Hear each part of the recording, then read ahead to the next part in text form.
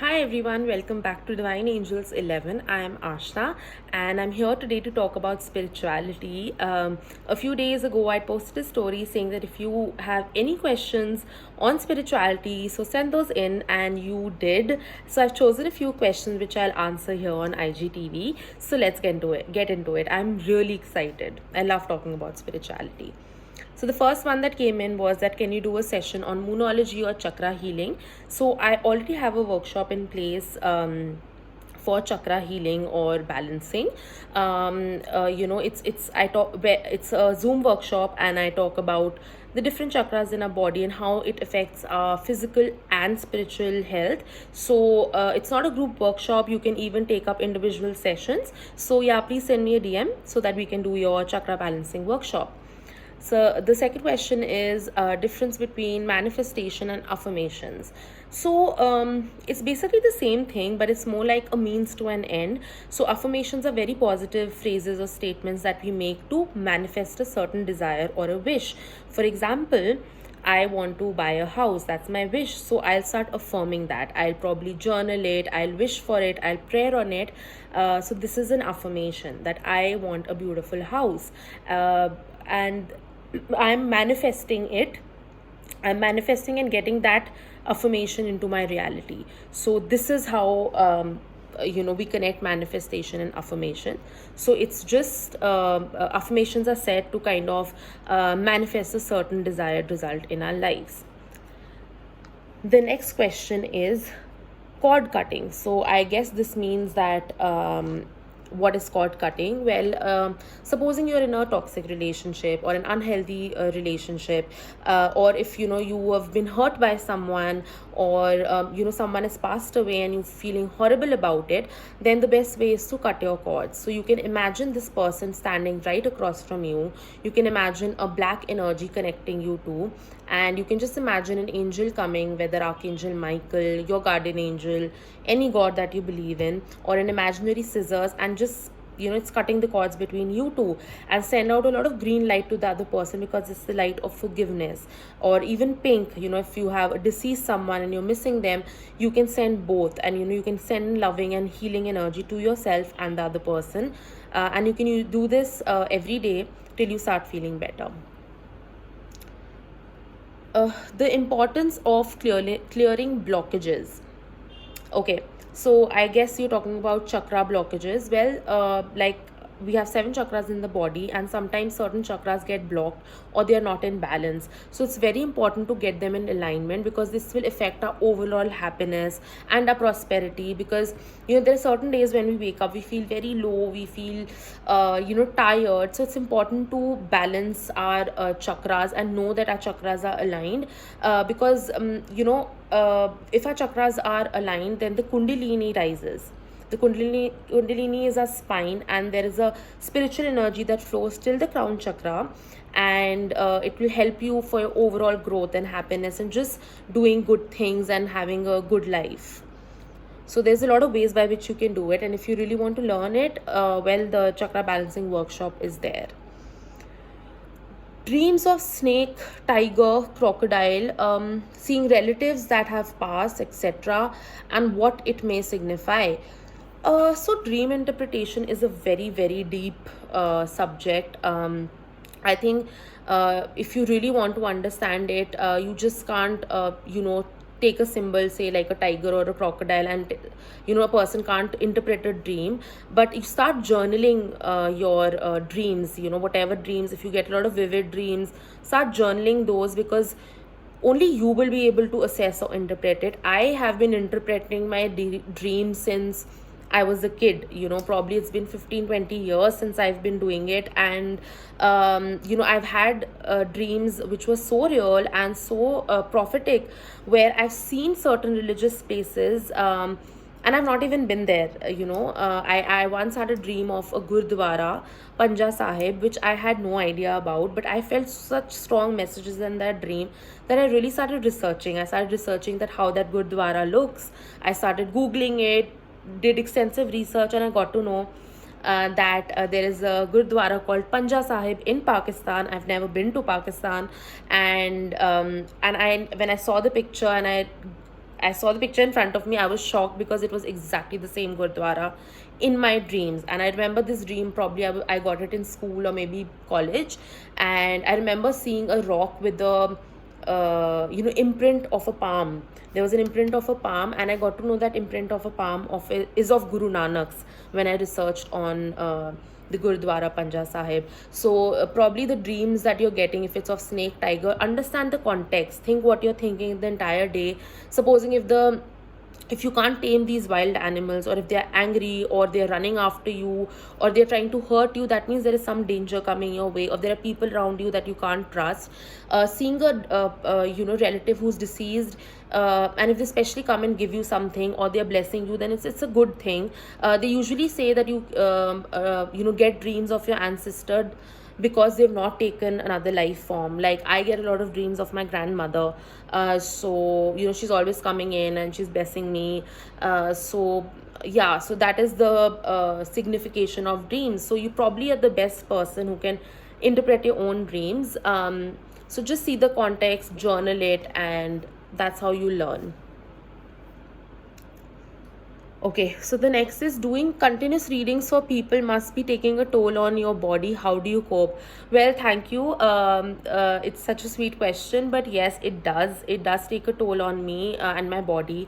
There are days if I get continuous readings, I get very tired. I usually fall sick, and then I have to take a break for a few days and then restart. So yes, it does take a toll on me. I have a lot of rituals wherein I get up and do my protections. Before sleeping, I have rituals. So if I don't do those any day, if I forget to do my chanting mantras or my protection rituals, I fall sick. It just happened a day ago. So yes, I have to do those. So if you are into spirituality, I think even if you're not a reader or an astrologer, you should still try and meditate or protect yourself. It's very important. Cleanse your aura. The next question is quite interesting. Practicing Chandra Namaskar strengthens the moon in our birth chart. That's the question. Well, no. You probably are confusing it with Surya Namaskar. So if you have a weak sun in your astrology chart, you can give water to Surya Devta. You can even put a little bit of gur or sugar, because that will give you a lot of sweetness in your life. But if your moon is weak, or you want to strengthen your moon, the best way is to wear a pearl in your right hand, in your little finger. It'll help you. It'll help your moon. Our moon is a very important planet in our chart because it controls our emotions. So a person with a weak moon will be very confused, will behave erratically, will not take the right decision. So it's important to strengthen your moon. If you do not want to wear a gemstone, you can probably on new moons and full moons make a sweet dish which is white in color. You can make kheer, or you can make rabdi, or you can make firni. Put it under the moonlight overnight and eat it the next morning. Or if you don't want to make sweets, you can just put a glass of water and drink it. So you'll get in the moon energy to strengthen the moon in your chart. So astrology is amazing. We have a lot of upaya and remedies in astrology, so they are very helpful and powerful. So even if certain planets are ill placed or not well placed, there are remedies for it, or pujas or yantras. There's so much. So I can go on and on about it. So the next one is difference between astrology and spirituality, and especially the person who sent this to me, I love her. So and it's a brilliant question from her. So this is a vast topic. I need so many videos to talk about this particular topic. Now you have to understand that spirituality is vast, and everyone's spirituality could be different, and even religion and spirituality is different. But astrology is a science. There is a lot of mathematical calculations involved. There's astronomy. So it's a science. You have to learn calculations. You have to understand how to interpret those planets. Where is the planet sitting today, in which nakshatra, and what is the transit like? So, what is your ascendant? How many exalted or debilitated planets do you have in your chart? So it's a complete science. But you have to have a spiritual bend of mind to understand astrology. So you could be the best mathematician or a sciencey person, but you may not understand astrology at all. But so you have to kind of have a spiritual aesthetic in your life. You have to believe in God to be able to understand astrology. So it's very important to read the Upanishads, because it's a very different branch which talks about everything about spirituality. It's huge. So I've been doing that lately. I've been doing a lot of ancient studies related to Hinduism and Vedic Upanishad and astrology. So astrology is completely separate branch. I'll give you a very, very beautiful example of the Mahabharata. So when Arjun, when the Kauravas, they got a time, they got a muhurat for the battle, and they had a muhurat because to win.